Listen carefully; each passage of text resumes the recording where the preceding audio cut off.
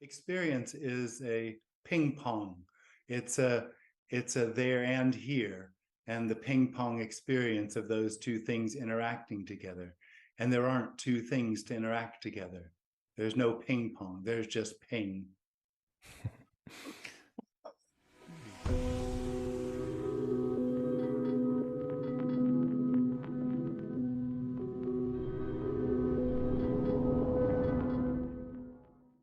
Welcome to Living Mirrors with Dr. James Cook. My guest this week is Jim Newman. Jim holds meetings about non-duality in a style that's come to be known as uncompromising or radical non-duality. The style began with the book The Open Secret by Tony Parsons, and along with Tony, Jim is arguably the most prominent person speaking about non-duality in this way today. Whereas some approaches to non-duality advocate following a path in order to eventually realize that we are not separate from the rest of existence, the uncompromising perspective sees this as a mistake. The fundamental idea being that because reality is already non-dual, whole, and undivided, there's nothing anyone could ever do to move closer to or further away from the wholeness of what is.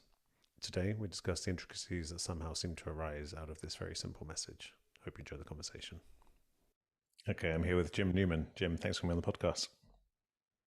Yeah, you bet.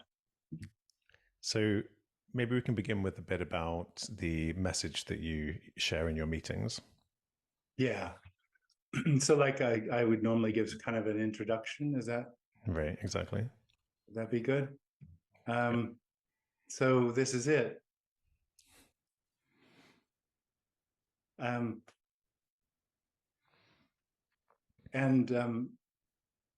I say this, I'm not talking about simply perception. I'm talking about the everythingness or the nothingness that appears as this. And that, as it is whole and complete already. It's needlessly as it is.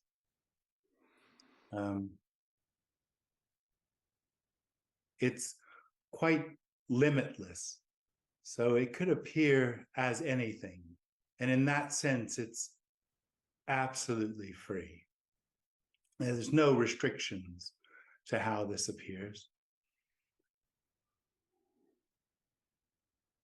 At the same time, there's an experience that arises in this that feels as though it's separate from everything. It's an experience that arises in the body. It's generally known as I am, or me, or you. And that experience is one of being separate from everything. And that experience of being separate from everything engenders a sense of loss and a sense of need, a sense of loss of home and a sense of need to become something. And that is the life of that separate experience of trying to find what seems to be lost. So every separate experience is a seeker.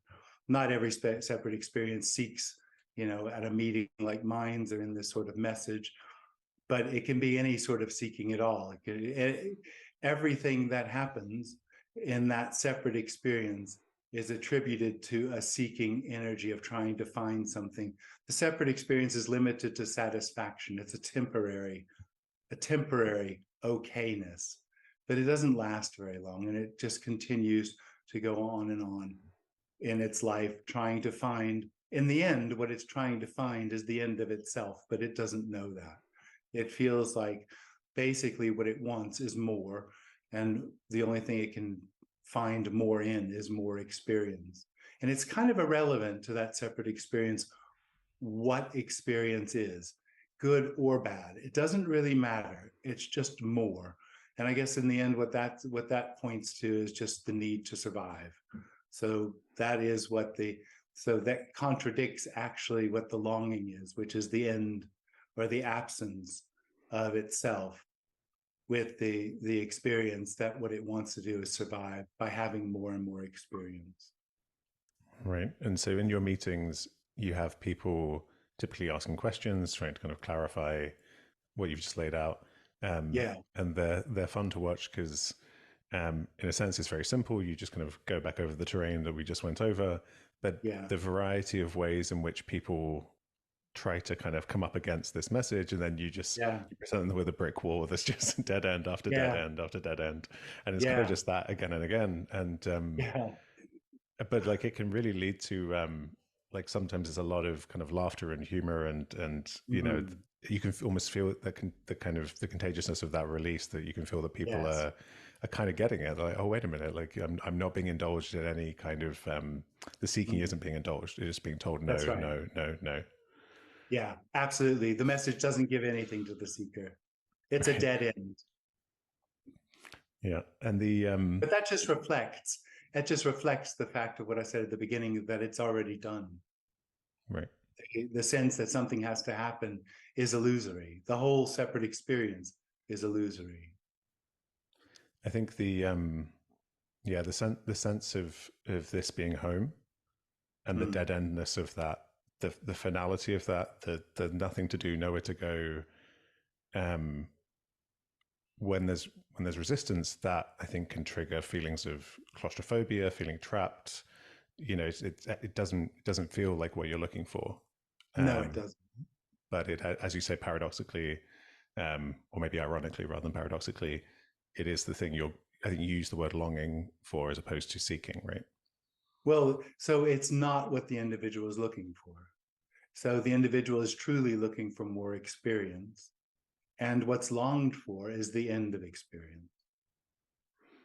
So What they would you don't say that actually meet. right? The longing. I mean, I often think in terms of like organisms or bodies. Would you say that the body or the organism is longing, or I know you probably wouldn't say it's a certain thing or a self that's doing the longing. No, it's not. It's engendered through the experience of separation, that sense of loss. There arises then a sense of longing to be whole. Right. So it is Yeah, coming from the self, but not the same seeking part of the self. exactly. Yeah, yeah, Right. And so if you'll indulge the kind of the story level for a while, I'm interested in what your experience was before um, you started holding these meetings. Did you, you were a seeker for a while, right? And did you eventually come across Tony Parsons and his message? exactly. Yeah, exactly. And what he was talking about reflected something that had happened to me when I was much younger, 20 something.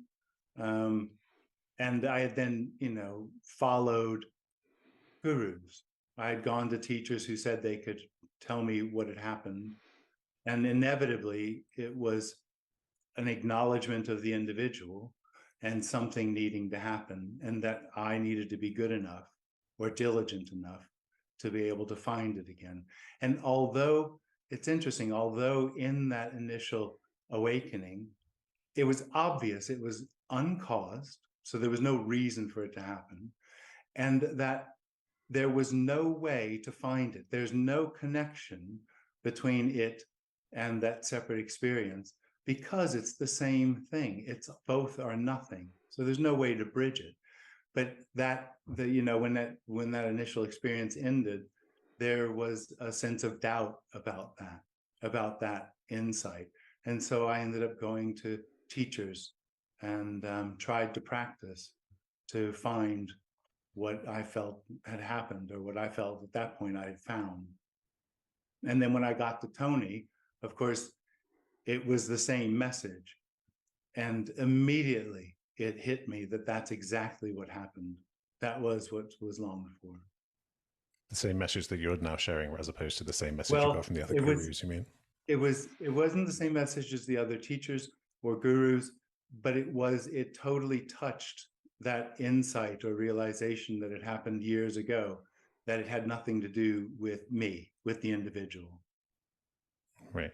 Yeah, and this is one of the ways in which people come up against this dead end in your meetings is um, the use of terms like knowing or experience or Mm. consciousness, which are very common in kind of spiritual spaces of people Yeah, seeking these experiences, but you are kind of always negating that, and pointing to the inherent wholeness, that there's no position to kind of pull back to take that's in and right. know and That's right. experience all that is, right? That's right. Or call it anything. All that comes up here is all you can say is it's nothing. There's nothing to hold on to. There's nothing to identify or to confirm anything. And sometimes you emphasize that as no thing, as in kind of not objectifiable, right? Like that pulling back. Exactly.